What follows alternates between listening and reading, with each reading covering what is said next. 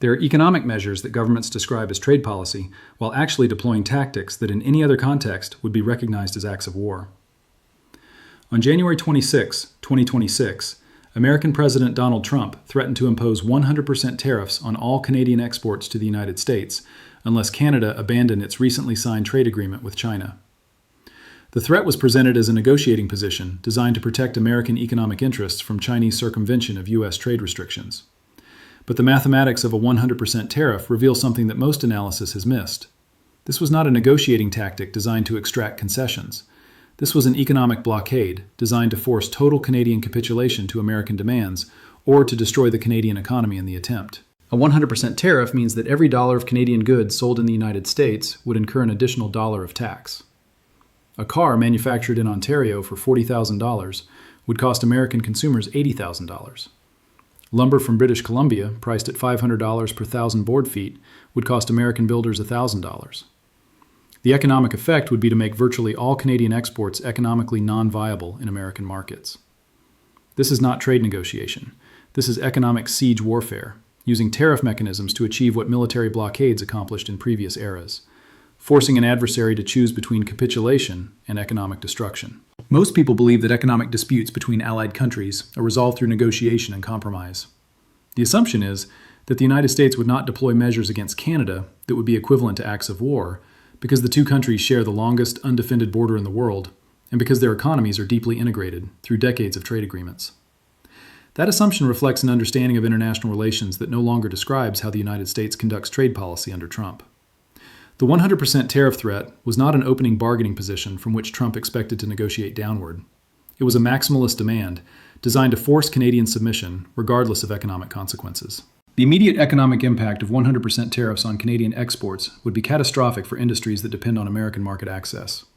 Approximately 75% of Canadian exports, worth roughly $450 billion annually, go to the United States. A tariff that effectively closed American markets to Canadian goods would eliminate 3/4 of Canadian export revenue within weeks. The automotive sector would collapse first. Canadian automotive plants produce approximately 1.4 million vehicles annually, with over 90% exported to the United States.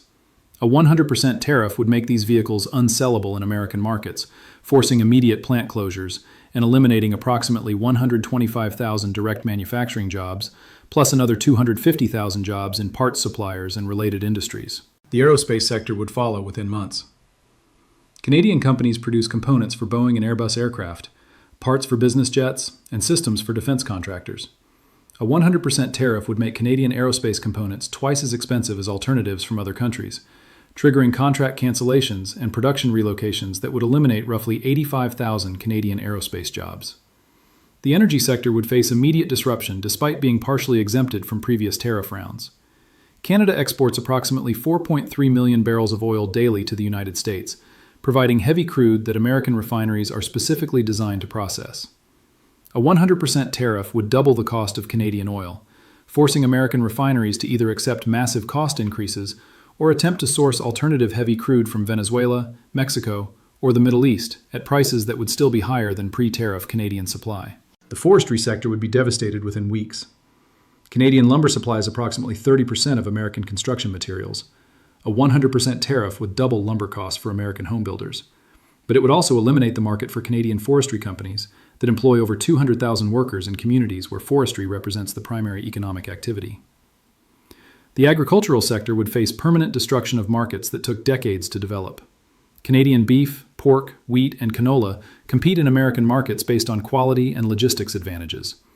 A 100% tariff would eliminate Canadian competitiveness, forcing agricultural producers to find alternative buyers or reduce production to levels that domestic and remaining export markets could absorb. The cumulative economic impact would approach $340 billion in lost economic activity within the first year, triggering a recession that would reduce Canadian GDP by approximately 11% and eliminate over 800,000 jobs across all sectors. The fiscal impact on Canadian governments would exceed $85 billion in lost tax revenue, forcing spending cuts and tax increases that would amplify the economic contraction. But the strategic calculation behind Trump's 100% tariff threat was not primarily economic. It was political and psychological. The threat was designed to demonstrate that Canada had no alternative to accepting American demands, that Chinese partnership could not compensate for loss of American market access, and that Canadian economic sovereignty was an illusion that American tariff power could destroy at will. The assumption underlying the threat was that faced with economic destruction, the Canadian government would have no choice but to abandon the China trade agreement, accept whatever additional concessions Washington demanded, and signal to other countries that defying American trade preferences carried costs that no country could afford to bear. That assumption was based on a fundamental misunderstanding of how Canadian political leadership was evaluating the choice that Trump's ultimatum presented. Prime Minister Mark Carney, who had spent decades in international finance observing how countries responded to economic coercion, recognized that accepting Trump's demand would establish a precedent that would make Canadian economic policy permanently subordinate to American approval. If Canada capitulated to threats of 100% tariffs, then Trump would recognize that such threats were effective and would deploy them whenever Canadian policies conflicted with American preferences. The alternative was to call Trump's bluff and accept that doing so might require Canada to endure economic pain while building alternative trade relationships that would reduce American leverage over time. The choice was between certain long-term subordination and uncertain short-term crisis that might ultimately strengthen Canadian independence. Carney chose crisis over subordination. On January 28, the Canadian government announced that it would not be modifying the China trade agreement in response to American tariff threats. The announcement was accompanied by a comprehensive economic response plan designed to cushion the impact if Trump executed the 100% tariff threat. The plan included $73 billion in emergency economic support, distributed across multiple programs, direct payments to industries facing American tariff exposure, employment insurance expansions for workers facing layoffs, business loan guarantees to maintain operations during market transitions, and infrastructure investments to accelerate trade route development toward non-American markets. The plan also included reciprocal tariffs on American goods, designed not to generate revenue, but to create political pressure within the United States. Canadian tariffs would target products from swing states and from districts represented by congressional Republicans who faced competitive elections in November 2026. Agricultural products from Iowa, Wisconsin, and Ohio would face 100% Canadian tariffs, matching whatever Trump imposed on Canadian goods. Manufacturing products from Michigan, Pennsylvania, and North Carolina would face similar treatment. The targeting was designed to create domestic American political costs for Trump's tariff policy that might force reconsideration. But the most significant element of Carney's response was not defensive preparation for American tariffs. It was aggressive acceleration of trade diversification that would reduce Canadian dependence on American markets, regardless of whether Trump executed his threat. The European Union, which had been negotiating increased trade ties with Canada, received immediate Canadian proposals for expanding CETA provisions to create deeper market integration. Canadian officials offered European companies guaranteed access to Canadian critical minerals, energy resources, and agricultural products in exchange for preferential treatment in European markets. Asian countries received similar proposals focused on integrating Canada into Asian supply chains as an alternative source for resources and manufactured goods that would bypass American tariff barriers. Japan, South Korea, and ASEAN countries were offered partnerships that would give them privileged access to Canadian markets and resources. China received proposals for expanding the January 16th trade agreement into a comprehensive partnership covering not just electric vehicles and agriculture, but also critical minerals, energy technology, and infrastructure investment. The discussions were framed as economic cooperation, but carried obvious geopolitical implications that Beijing recognized and welcomed. The infrastructure investments announced as part of the Economic Response Plan were designed to create permanent capacity for redirecting Canadian trade away from the United States.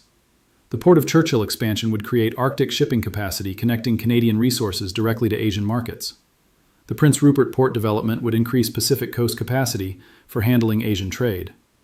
Rail infrastructure connecting prairie provinces to Pacific and Arctic ports would create transportation networks that bypassed American territory entirely. These investments represented $124 billion in capital expenditure that would take years to complete, but would create permanent alternatives to American market dependence.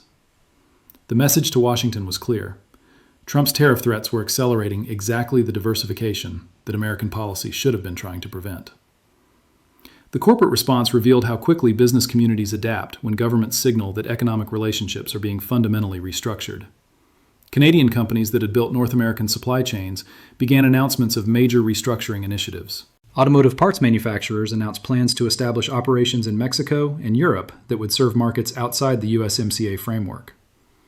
Aerospace companies began negotiations with European partners about relocating portions of their operations to access EU markets without American tariff exposure.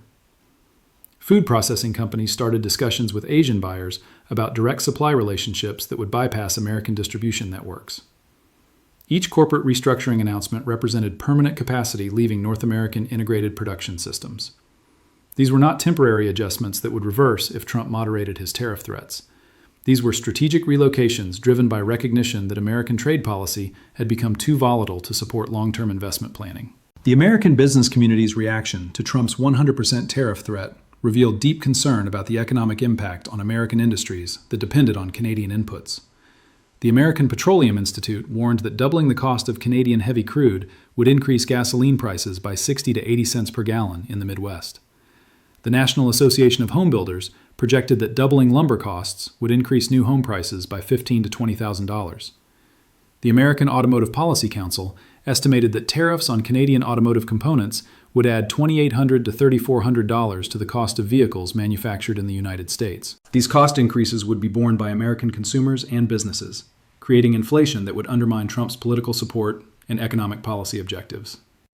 The irony was that tariffs designed to punish Canada would inflict significant economic pain on the United States, while accelerating Canadian diversification away from American markets. Congressional Republicans facing competitive 2026 midterm elections began receiving urgent communications from business constituencies demanding that Trump's tariff threats be withdrawn or modified. The political pressure was particularly intense in states like Michigan, Ohio, and Pennsylvania, where automotive and manufacturing industries depended on Canadian supply chains. But Trump's public statements suggested that he viewed backing down from the 100% tariff threat as political weakness that would undermine his broader trade policy approach. Having made the threat publicly, executing it became necessary to demonstrate that American trade ultimatums were credible, even if the economic consequences were severe. The diplomatic response from other American allies revealed that they were watching the Canada confrontation as an indicator of how far Trump would go in using tariff threats to coerce partner countries. If Trump executed 100% tariffs against Canada, then European and Asian allies would need to conclude that similar threats could be directed at them, and would need to accelerate their own diversification strategies. The European Union announced accelerated implementation of strategic autonomy initiatives designed to reduce European dependence on American markets and American security guarantees. Asian countries began more serious discussions about trade arrangements that would reduce their exposure to American trade policy volatility. The effect of Trump's maximalist approach to Canada was to convince other countries that American partnership carried risks that required hedging through alternative relationships. The more aggressive American trade threats became, the more allies concluded that diversifying away from American economic dependence was strategically necessary. The timeline dimension revealed how quickly economic relationships that took decades to build could be disrupted by policy decisions. The integrated automotive supply chains connecting Canadian, American, and Mexican production were developed over 40 years through investments totaling hundreds of billions of dollars. Trump's tariff threat was forcing reconsideration of this integration within weeks. The energy infrastructure connecting Canadian production to American refineries represented 60 years of pipeline construction, terminal development, and refinery configuration. The tariff threat was making companies question whether this integration was sustainable if political relationships could override economic logic. The reality of 21st century supply chains is that they require political stability and policy predictability to justify the multi-decade investment horizons needed for major industrial integration. Trump's trade policy was demonstrating that American political stability could no longer be assumed, forcing companies to rethink investments that assumed continued American policy rationality. By February 3rd, 1 week after Trump's initial threat, the economic and political dynamics had created a situation where both countries faced severe costs, regardless of how the confrontation resolved. If Trump executed the 100% tariff, Canada would enter recession, while the United States faced inflation and supply disruptions.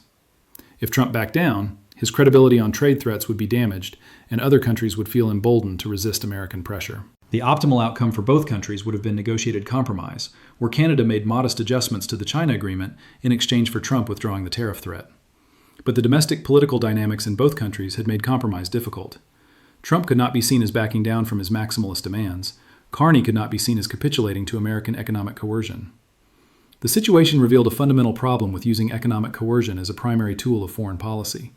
Threats that are severe enough to change target behavior are also severe enough to trigger resistance based on principle rather than calculation. Once national sovereignty and economic independence become the issues at stake, governments face domestic political pressure to resist, even when resistance carries high economic costs. This is not a temporary crisis that will resolve through negotiation once both sides recognize the economic costs of confrontation. This is a permanent change in the Canada-US relationship, where Canadian policymakers have concluded that American trade policy is too unpredictable to support continued exclusive dependence on American markets. The infrastructure being built, the trade agreements being negotiated, and the supply chains being restructured all point toward a future where Canadian economic activity is distributed across multiple markets, rather than concentrated in the United States.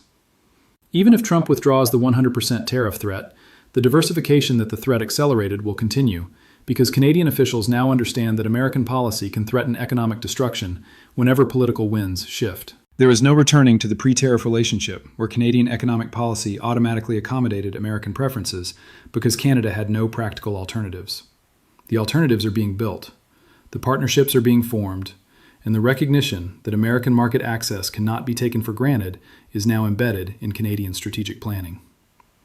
History will record that Trump's 100% tariff threat achieved the opposite of its intended effect. Rather than forcing Canadian subordination, it forced Canadian independence. Rather than preventing Canadian partnership with China, it accelerated exactly that partnership, while also driving Canada toward Europe and Asia.